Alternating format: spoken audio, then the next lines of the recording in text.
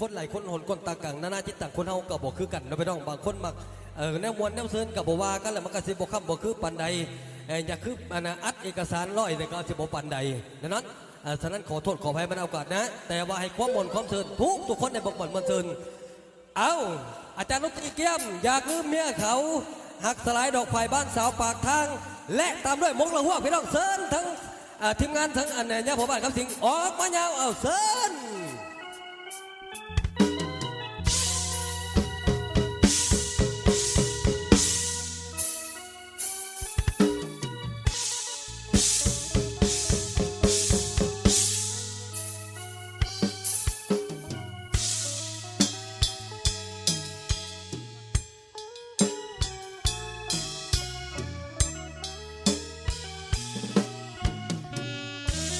ละเธอ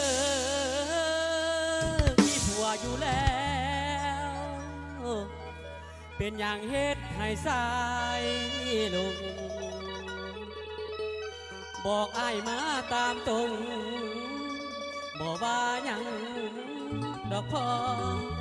น้อยนี่มาคอยตัวอ้ายบอกมาบ่มีไผจนตัวอายนี่ลงเสือ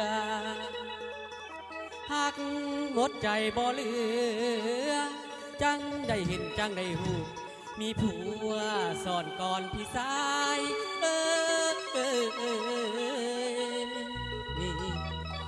ละจังแม่นเฮ็ดให้อายละทมถูกเด้อหวยเงาหากเมียเขาหมดใจเฮ็ดจังใดสิลืมได้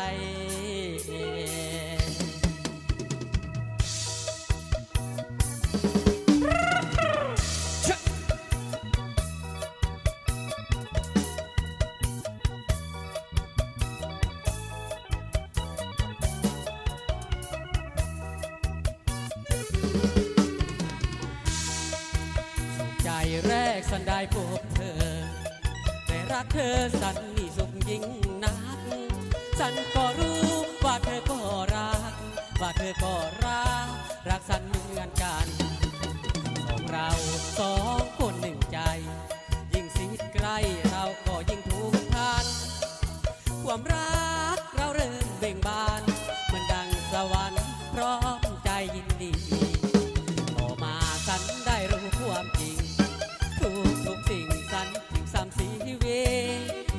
รู้เห็นว่าตัวเธอมีไม่รู้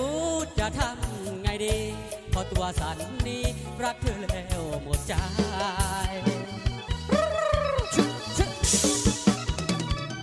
กรรมของอายหรือเว้นของเธอได้มาพอมาพันกรรมของอายหรือเว้นของเธอได้มาพอมาพันได้พบกันตำหนิแล้วลาร่างหักจนคิดเอาตอนน้ำแต่เมียเขาหลงมามั่วหักเธอหมดแล้วใจใส่แปวมาย้ำมาเห็นมาหูคักแน่คุกแจกคักแก่ผู้มีมือสุเช้าผู้ว่าเจ้ามีผู้นั่งเคียงผัวนอนเฮียงบ่มีสะถึง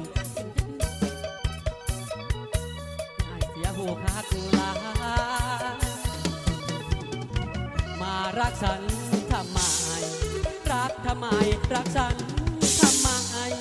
เธอก็รู้เธอมีคู่ใจรักฉันนี่เพื่ออะไรต้องทำไมให้ฉันตรองภูมิใจให้ลืมตัวเธอยังรักระเมอทุกวันทุกคืนที่รักของคนอื่นรู้ไหมสนอนสะอื่นต้องภูมิใจฝืนตัดจากใจเราหน่วยเงาบ่มีสะทืนวันคืนบ่เป็นตาอยู่ตัวพี่ใต้เป็นเพียงแต่สูงชาวบ้านเม่นพยันต้องจบกันละสัมพันธ์ทีเพราะอายนี้มาสายเกินไปรักเพียงใดต้องจัดใจจากเจ้าคิดถึงบ่เศร้าเมียเขาอื่น